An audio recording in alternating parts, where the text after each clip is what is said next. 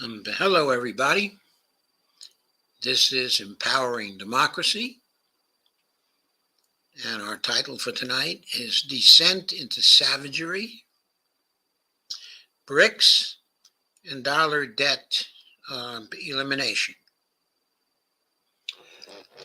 This is an unaccustomed time for me to be on, of course. So early, 7 p.m. I'm never on at 7 p.m. But hopefully some of you are getting notifications of my YouTube streams, and hopefully you're in a position to come watch. I'm on at 7 o'clock because at 8 p.m. there's a Zoom call run by the Cornell West campaign at which they're showing Healing Us, the Medicare for All documentary. And I wanted to go to that. I've already seen it once, but I wanted to go to that again because many of my friends are going to be there. Hence, the early show here. What I want to talk about tonight is first a piece by Pepe Escobar, which deals with the descent into savagery. And then I want to look at some scenes from YouTube produced by Danny Haifong, where he and Pepe and Michael Hudson treat a rather central question, specifically how the BRICS nations may be able to either eliminate or greatly reduce their debt because of their involvement with BRICS and other organizations. So I'm going to start with Pepe's article first, and we will run through that. It's another wonderful piece, in my view.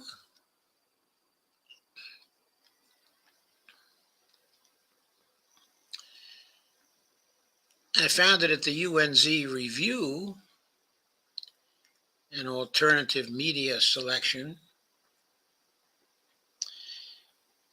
The piece, which was done on April 5th, is called The Mechanism, how the, quote, order, unquote, based on made-up rules, is descending into savagery.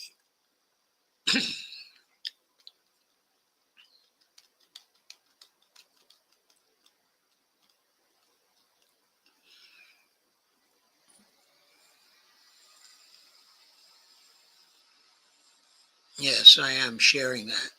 I just wanted to double check that out. So, okay, here's Uncle Sam depicted as a spider who's about to throw the world off a big cliff. The caption under it is, "The Europeans excuse me, will never be able to replicate the time-tested hegemon money laundering machine. The awful shadow of some unseen power floats, though unseen, among us, and visiting this various world with us as inconstant wing, as summer winds that creep from flower to flower, like moonbeams that behind some piney mountain shower, it visits with an inconstant glance each human heart and countenance, like hues and harmonies of evening, like clouds and starlight widely spread, like memory of music fled, like aught that for its grace may be dear, and yet dearer for its mystery." This is from Percy Bysshe Shelley, him to intellectual beauty.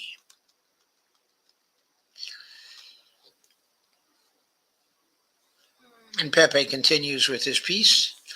As the de facto North Atlantic terror organization, yes, NATO, the terror organization, celebrates its 75th birthday, taking Lord Ismay's motto to ever-soaring heights, quote, keep the Americans in, the Russians out, and the Germans down. That thick slab of Norwegian wood, posing as Secretary General of NATO, specifically Jens Stoltenberg, came up with a merry initiative, quote unquote, to create €100 billion fund to weaponize Ukraine for the next 5 years. Translation: regarding the crucial money front in the NATO-Russia clash, partial exit of the hegemon, already obsessing with the next forever war against China, enter the motley crew of ragged, deindustrialized European chihuahuas, all in deep debt and most mired in recession. A few IQs over average room temperature at NATO's HQ in Harran in Brussels had the temerity to wonder how to come up with such a fortune, as NATO has zero leverage to raise money among member states. Hang on for 1 second. I do want to make sure that this is shared on Facebook.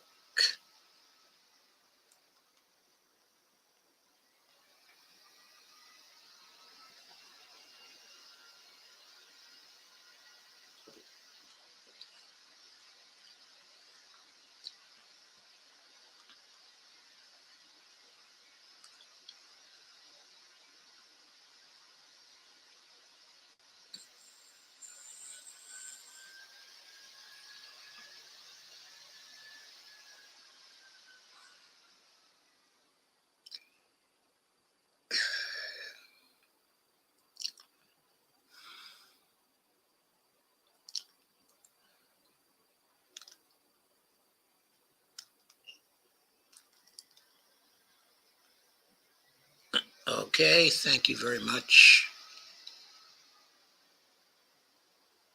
for that.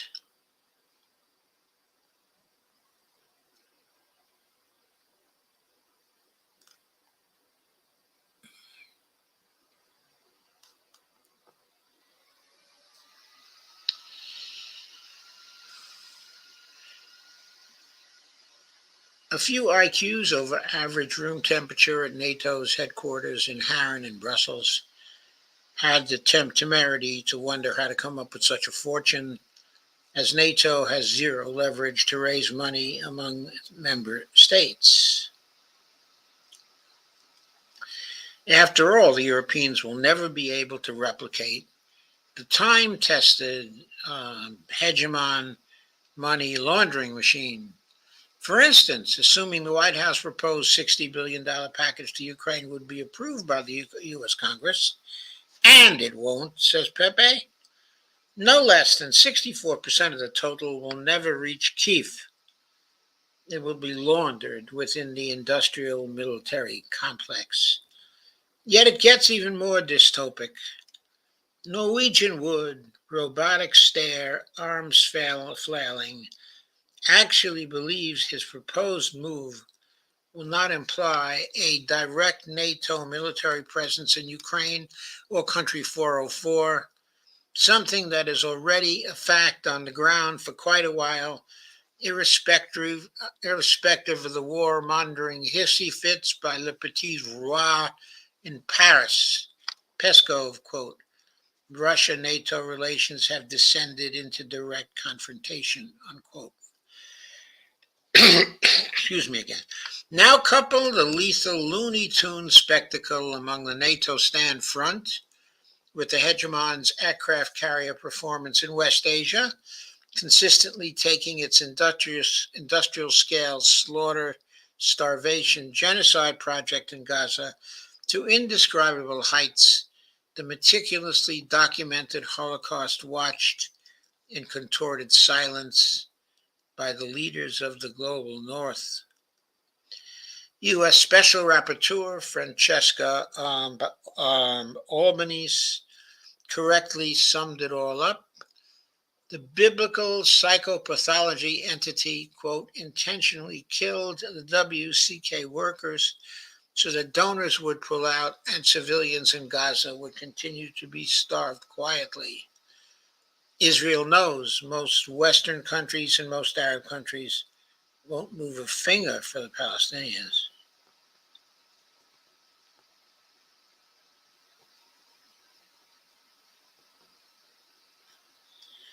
Yes,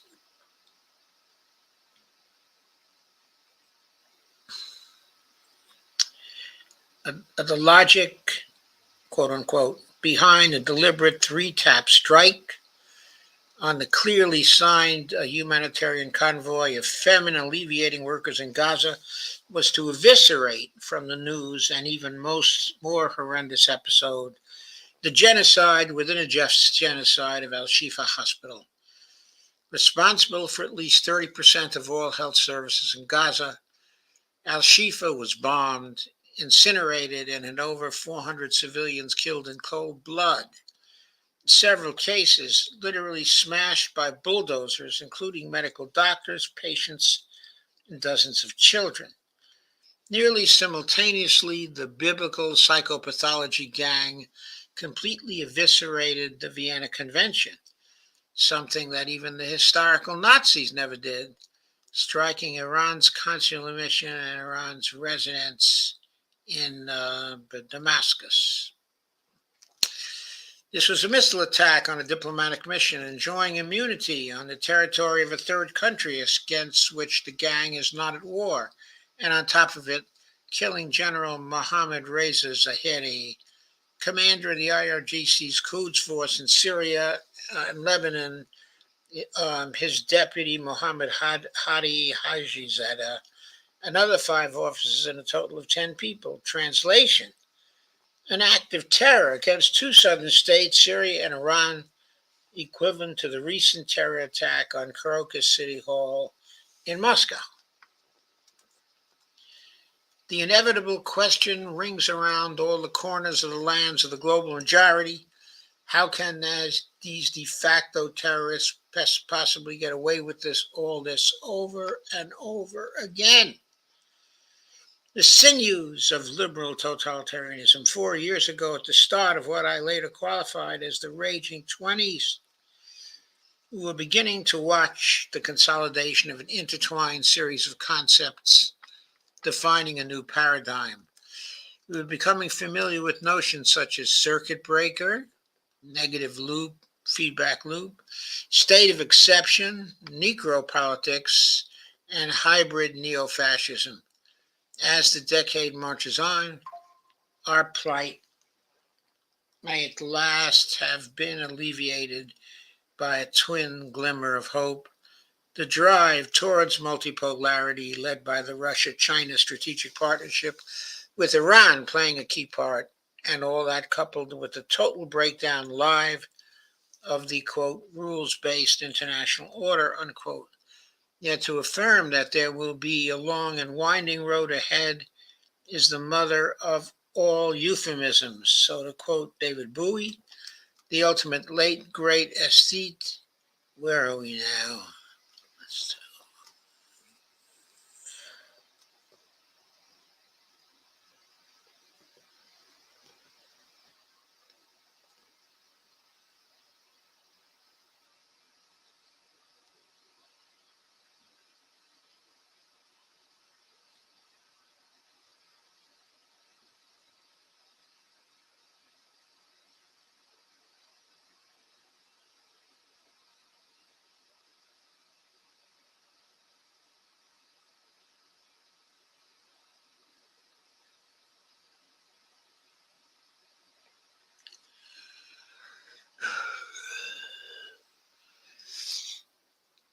So to quote David Bowie, the ultimate late great aesthete, where are we now? Let's take this very sharp analysis by the always engaging Fabio Vighi at Cardiff University and tweak it a little further. Anyone applying critical thinking to the world around us can feel the collapse of the system. It's a closed system, all right, easily definable as liberal totalitarianism. Cui bono? The 0.0001%. Nothing ideological about that. Follow the money. The defining negative feedback loop is actually the debt loop, a criminally antisocial mechanism kept in place by what else? A psychopathology, as acute as the one exhibited by the biblical genocidals in West Asia. The mechanism of the feedback loop is enforced by a triad: the transnational financial elite, the superstars of the 0.0001%, two, right beneath it, the politico-institutional layer, from the US Congress to the European Commission in Brussels, as well as comprador elite leaders across the global north and south. Three, the former intelligentsia, quote unquote, now essentially hacks for hire from media to academia. This institutionalized hyper-mediatization of reality is, italics mine, in fact, the mechanism. Is this mechanism?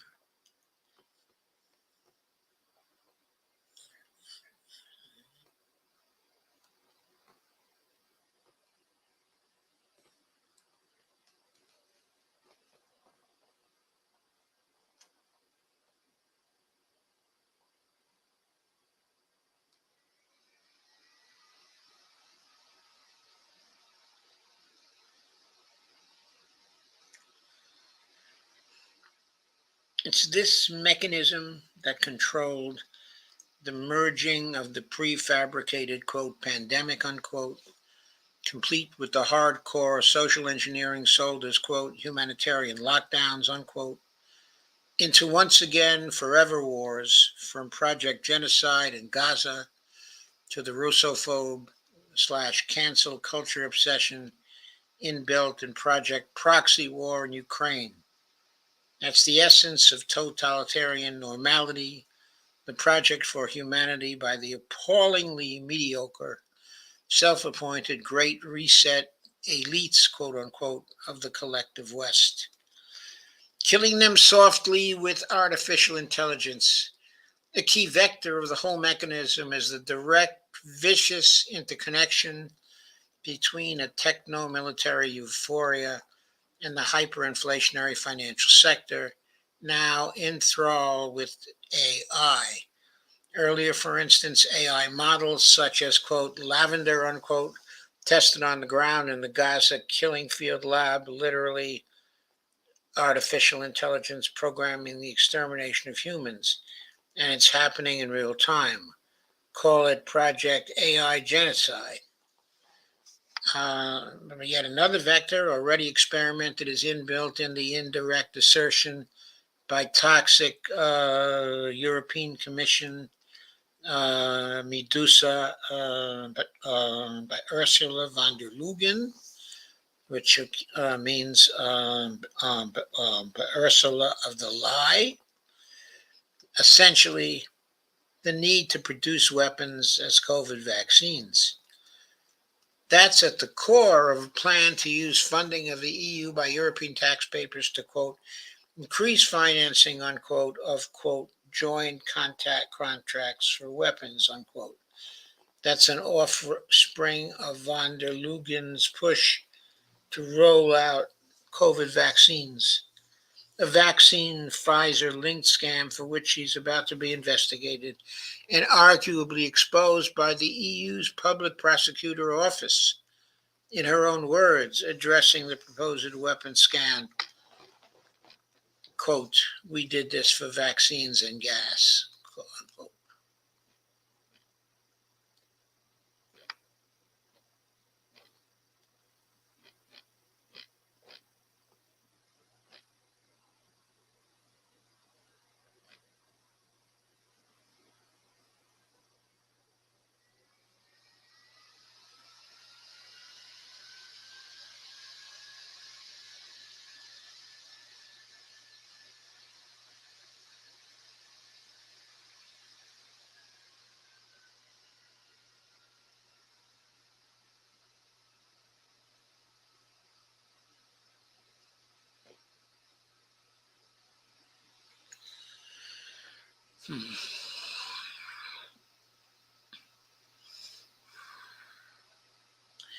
This is at the core of plan to use funding of the EU by European taxpayers to, quote, increase financing of joint contracts for weapons, unquote.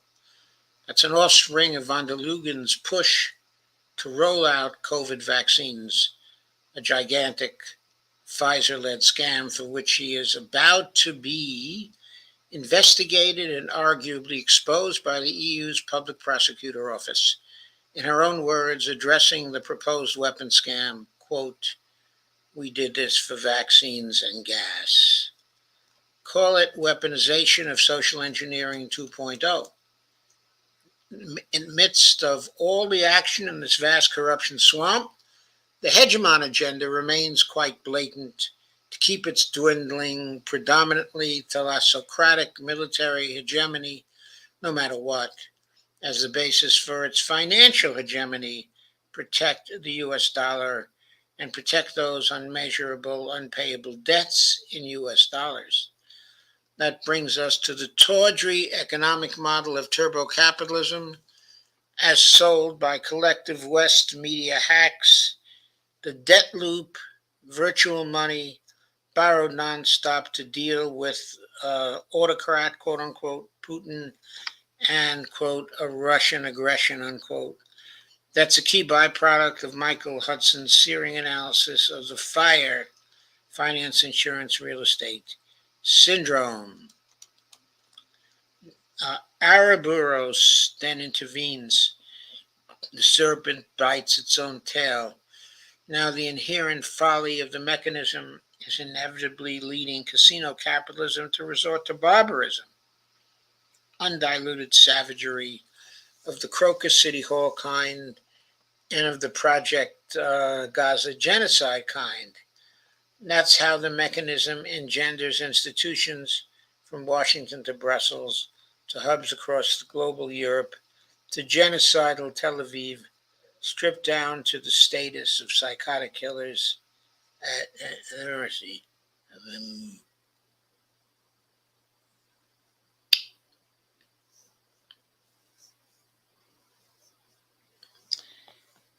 And that's how the mechanism engenders institutions from Washington to Brussels to hubs across the global north, to genocidal Tel Aviv, stripped down to the status of psychotic killers at the mercy of big finance / fire.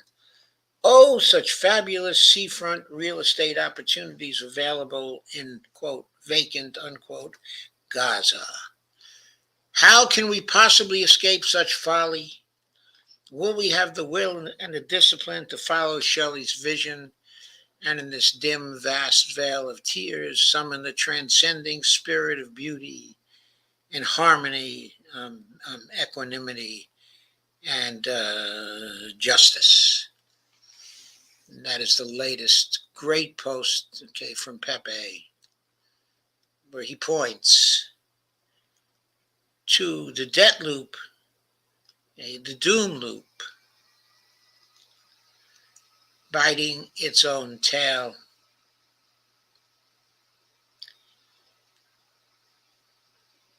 How casino capitalism, the heart of neoliberalism, has led to the undiluted savagery of the Crocus City Hall kind and of the Project Gaza genocide kind.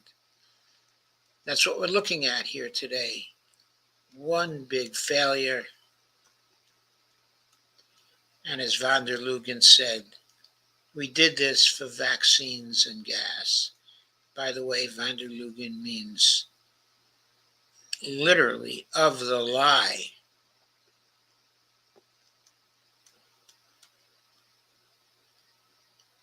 So if we see it, be kind.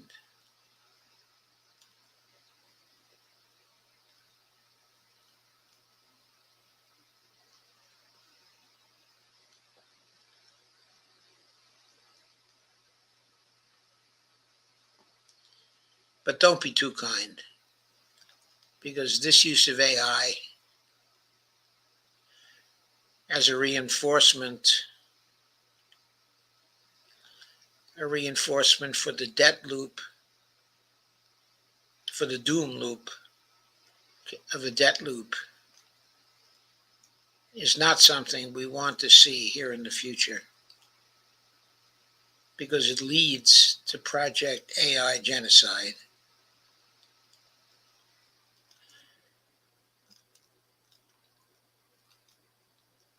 And it leads to the destruction we are seeing now, okay, in Gaza. So, will we choose liberal totalitarianism? Or will we choose some other tyranny? Or will we put ourselves into the hands of the new people coming forth to get rid of NATO and coming forth to free the world from the ages, okay, of debt? In the next few days, there will be more blogs that will be asking the question, will there be genocide in Gaza? Or will there be a stepping down or a backing down of the global elites? It hasn't happened yet.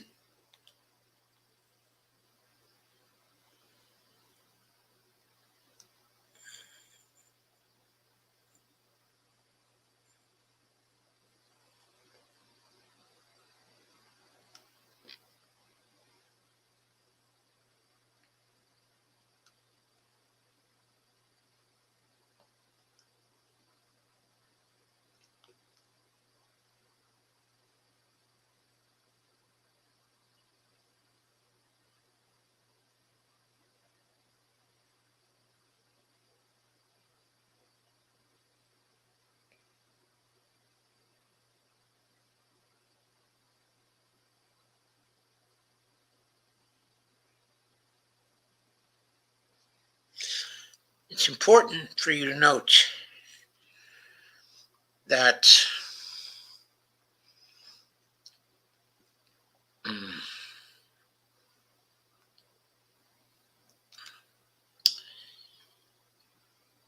of course, the multipolar world is trying to avoid the doom loop, okay, the debt loop, is trying to avoid the psychopathology as the one exhibited by the biblical genocidals in West Asia. So let us turn our attention to how this debt loop or doom loop may be undermined. It's a question that was asked in a little bit different form by Pepe Escobar in a stream on Danny Haifang's channel.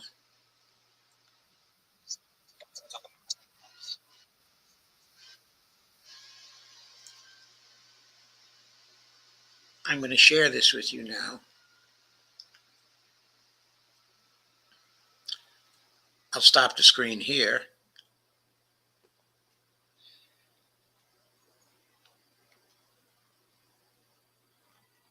And I'll share with interruptions this bit of conversation, including Danny Haifang, Pepe Escobar, and Michael Hudson.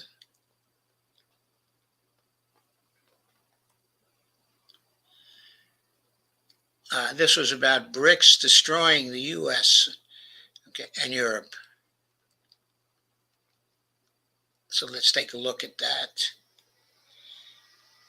And let's start at about 22 minutes in. It's a 31-minute video. Right? And Southeast Asians, very, very interesting. Maybe in the next batch, we're going to have.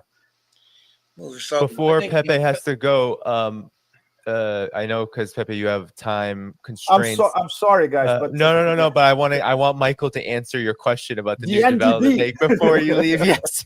So, Mike, I don't know if you want to comment on that and anything else that you want to follow up. I think Pepe is quite right to focus on Kazakhstan. Now, there's very little discussion of Central Asia here, but the oil companies have been really brutal towards Kazakhstan. They've violated almost all their agreements. There have been huge oil spills. They've polluted the country, and the oil companies have very smartly created a client oligarchy representing their interests against the Kazakh people.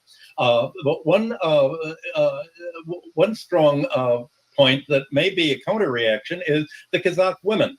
The IMF has created a disaster for most women in Kazakhstan by microcredit. In other words, that's imagine your credit card has 30% interest rates compounded annually. The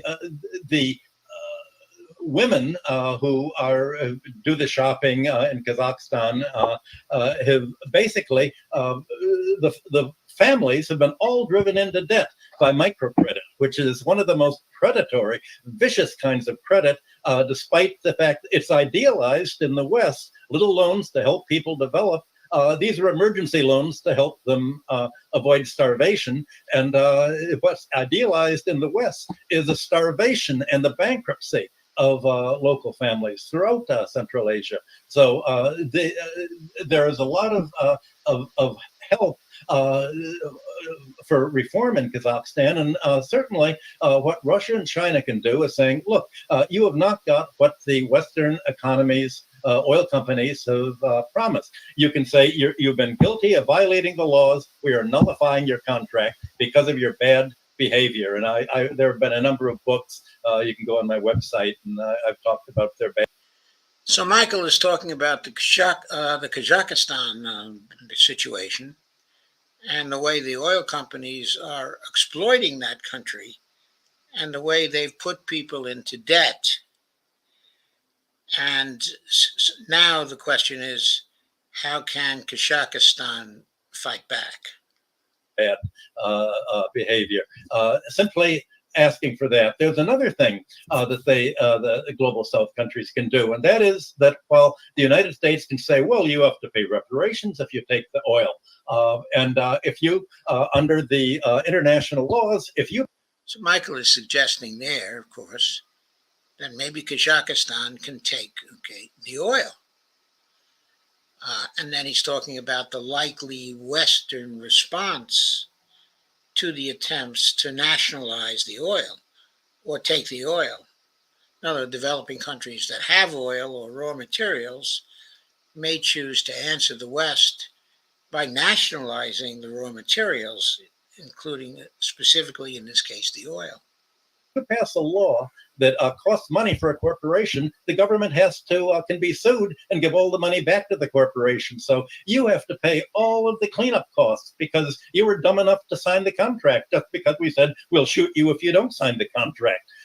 So this is a common situation in many countries where the countries have made deals with Western oligarchs, signed contracts, and they were almost forced to sign those contracts, of course. But those contracts keep them in a particularly serious debt loop.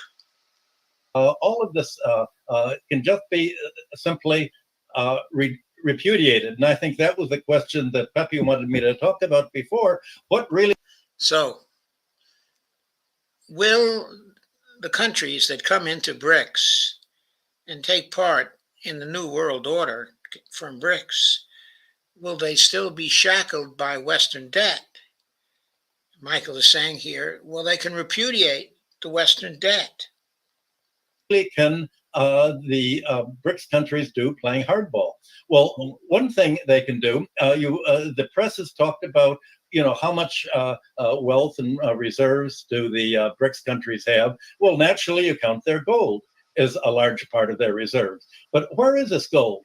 much of their gold is not in their own countries. It's in the New York Federal Reserve Bank in the basement. It's in the bank. In the New York Federal Reserve Bank in the basement in New York City is where a lot of nations' gold is. It isn't in Fort Knox. I presume our gold is in Fort Knox. Maybe it's not. But he's saying the gold of a lot of developing countries, okay, is in the Federal Reserve Bank in New York. Bank of England, and for African countries, it's in the Bank of France. They can ask for their gold back. Right now, this gold is being held hostage from them. They can, if they just ask for the gold back, send the airplanes, give it back. Germany tried to do that a few years ago. Said, well, can't you begin to give us the gold that we moved there after, when the world was more dangerous? And the U.S. said, oh, I'm sorry, we can't. We've already, we've done something with the gold. There's a legal problem in our giving it to you. And they haven't even given Germany the gold. Let's. I understand they've given Germany like 60% of the gold that they would do, but not all of it. Say the BRICS country number one ask for their gold, and if the United States and England and France do not return their gold, then they can take compensation, including all of the foreign investments in their countries.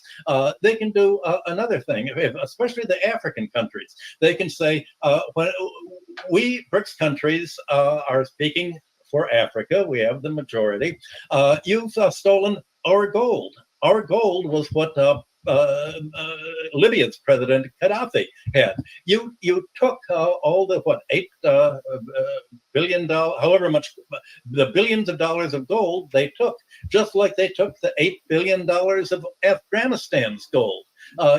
Say, give us back the gold that you've taken. You cannot expect us to pay our foreign dollar debts if you have come and seized our gold and will not even give us our gold back. And that is the point. What the developing countries can do is they can ask for their gold back. If they don't get their gold back, which they won't get it back because no one seems to know where it is, they can say, well, if you don't give us our gold back, we're not going to pay our dollar debt back. Going on. They can, that would be the most, it does not take a revolution. It doesn't take a change in law. They can do that within the existing system. It's our gold. We're a sovereign country. We want it in our country. And by the way, we're going to have to join the Shanghai Cooperation Organization. So when you give us the gold, you can't send your troops in and do what you did in Latvia, in Libya, and simply grab it all back for yourself and say, finders keepers. So that's a key point. It's not enough to join BRICS. If you want to repudiate the dollar debt, okay, to the West, also have to join the Shanghai Cooperation Organization, because that has a military aspect to it, has a defensive aspect to it. So the likelihood is that nations that join BRICS are also going to join, or may have already joined, the Shanghai Cooperation Organization in order to protect themselves, okay, from Western sanctions or Western attempts to force the repayment, okay, of the dollar debt, even though the West is unwilling to give back the gold of these countries. I think this is an element of the financial future that nobody has talked about. The same thing with the military bases. They say we can't have two countries with a military base fighting each other with military bases in our country, because then you'll fight each other in our country and we'll end up looking like Ukraine. So I'm afraid you'll have to go. So they can take their independence back by kicking the Americans out of their country, the American military bases out of their country. This is happening in the Sahel nations right now. Okay, and it's likely to happen in many more nations across the world. These are the things that are on the horizon that, needless to say, you can't have a more direct discussion than you did have, but it's pretty obvious that this is the direction in which the BRICS meetings were going. And you can just imagine, sitting down, well, let's treat finance as a war, which is the way the US and NATO countries treat finance. If it's a war, there's a way to fight it, and there's a strategy, and there's a defense, and we're not going to just pretend there isn't a war on. Thank you for tuning in to my latest. And so that was that. So what's Michael saying? He's saying that as things move forward with BRICS, there will also be more countries joining the Shanghai Cooperation Organization, and there will be more countries trying to get out from under their dollar debt. Furthermore, they will use the new trade settlement currency that is being developed by BRICS to trade with. So they won't need dollars to trade with, because they'll be getting supplies of the new currency to trade with. So they can trade with the BRICS world and with the Shanghai Cooperation world without having to trade, in dollars. Somewhere along the line, they'll be able to repudiate, the dollar debt, if they want to.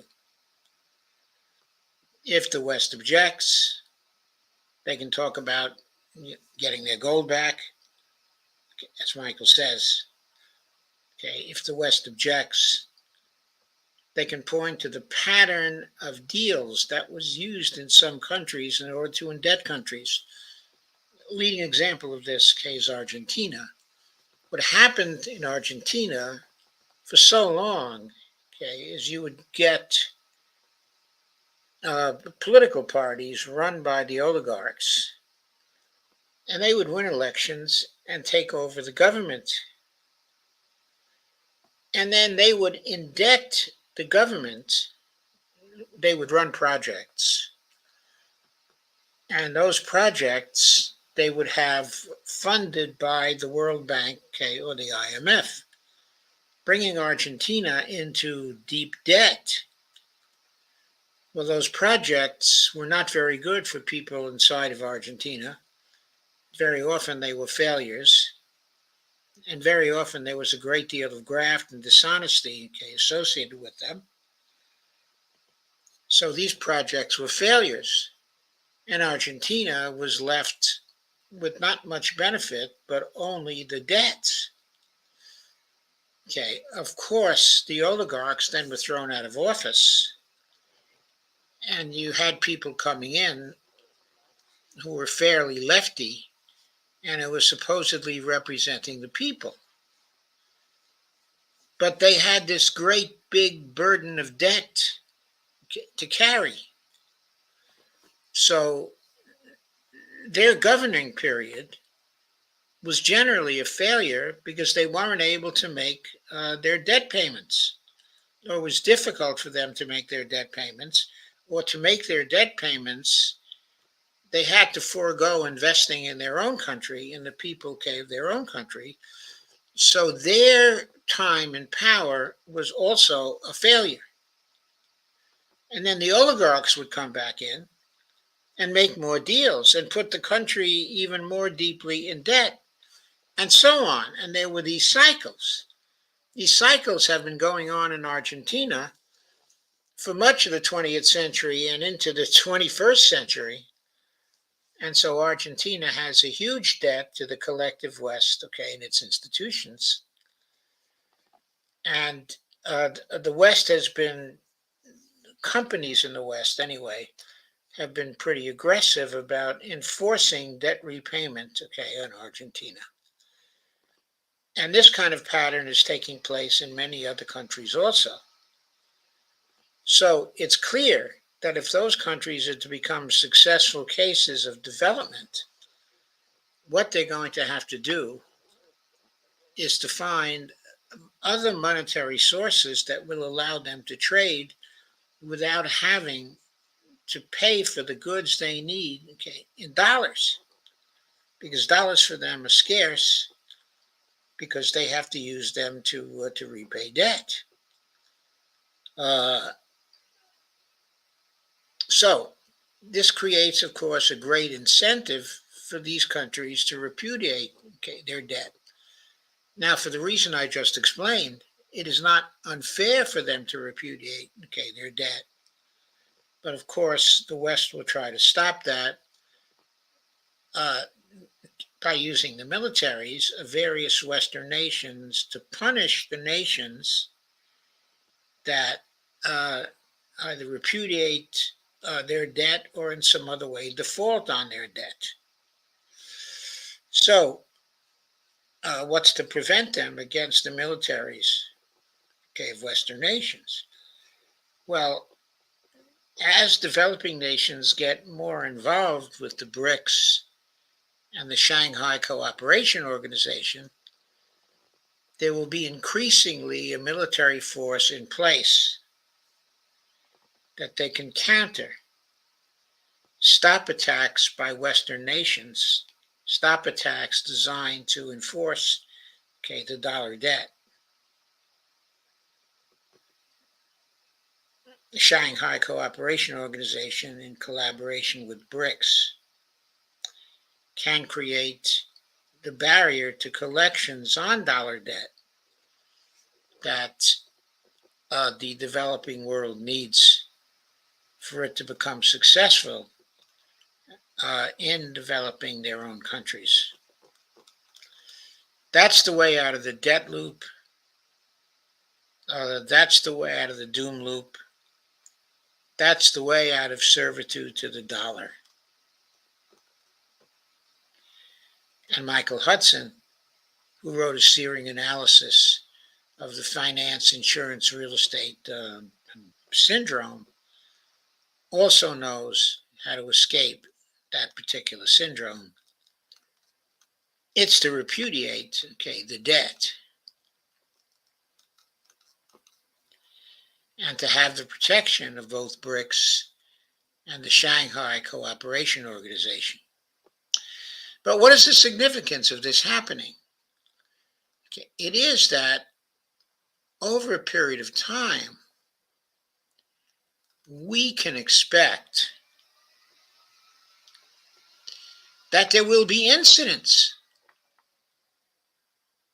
that moving from one country to another, from Kazakhstan to other countries of Southeast Asia, to the countries of Africa, to Latin America, we can expect that other countries, if they join with BRICS and the Shanghai Cooperation Organization, will feel more free to repudiate their debts, their dollar debt, their debts to the World Bank, their debts to the IADB, the Inter-American Development Bank that is, their debts to the International Monetary Fund, and to what other Western institutions. They will be able to repudiate, okay, that debt, and BRICS and the Shanghai Cooperation Organization will be able to protect them and give them a chance to develop. So what does this do to the dollar debt? Well, I should say, what does this do to the dollar? Well, I don't know. It may not do much to the dollar. It depends on how the United States decides to react to it. To some degree, it's pretty clear the United States is going to prevent international institutions like the International Monetary Fund and the World Bank from going bankrupt. If there are too many losses to the repudiation of the debt, well, of course, as you know, the United States can supply more dollars to make good the losses to the World Bank and the International Monetary Fund. So the defaults will not be so serious to the World Bank, okay, and the International Monetary Fund. So it's a very interesting situation where, as time goes on, the International Monetary Fund and the World Bank will probably be kept into existence by a United States that has a monetarily sovereign currency that it can create and supply in the form of capital investments to shore up the Western banking institutions. But they still won't be able to collect their debts from the developing countries, which eventually we'll be able to get free of debt, and we'll be able to invest the excess money that they will then have into investments in their own countries. And we can finally see the developing world start to prosper. But how does it prosper? Through a partnership with BRICS, through a partnership with the Shanghai Cooperation Organization, through partnership with the Belt and Road Initiative, through partnership, in short, with the alternative institutions that the multipolar world is now in the process of setting it up. And in that video, Michael Hudson put his finger on that particular process. Who is Michael Hudson? He's a distinguished professor of economics at UMKC, which until recently was the center of MMT development here in the United States. And Michael Hudson, while widely known as a Marxist economist, okay, and as an economist who studies the ancient world and archaeology and history, as well as the modern world, and who is famous for his studies, okay, of imperialism, what most people don't know is Michael Hudson is an MMTer. He believes in the MMT approach to economics, and he's represented MMT at various conferences. He understands MMT, and he understands that there is no ultimate financial problem in the have-nots of the world defaulting on their dollar debt. It won't be that much of a problem for the United States. It won't be that much of a problem for the collective West, but it'll be very good for the developing world, for the multipolar world, for the BRICS nations, for Russia, for China, and for the alternative institutions that are getting set up. So, I wanted to give you that, okay, and make you clear that what Michael's talking about in his answer to Pepe, okay, was vital, and it represents a way out of the problems Pepe pointed to in his Descent into Savagery article, which I started out this stream by reading. So I have to go. I'm going to the Medicare for All stream if I can find the Zoom call link. I RSVP'd, so I should be getting the link, but I don't have the link yet, or at least I didn't have, last time I looked at it. But anyway, that's why I wasn't in the 8 o'clock slot here tonight or the 9 o'clock slot. But what I want to say to you is I'll be back again tomorrow in the 8 o'clock slot. I don't know whether I'm going to have an international relations show or whether I'm going to have a domestic show. But I promise you, it will be a very good show dealing with the politics and economics, okay, of the moment. So for now, I'm going to say good night. Thank you for coming. This was a pretty well-attended stream. And so thank you for that. And I will see you soon. Please don't forget my Patreon account. And don't forget my Buy Me a Coffee account. I occasionally appreciate your visiting there. And I want to thank Dee Pierce, Steve Wolfbrandt, Kay Ryan, and Brandy Weaver, and whoever else is here but who is unannounced. And I think there are many people who fall into that particular category. So I will see you soon.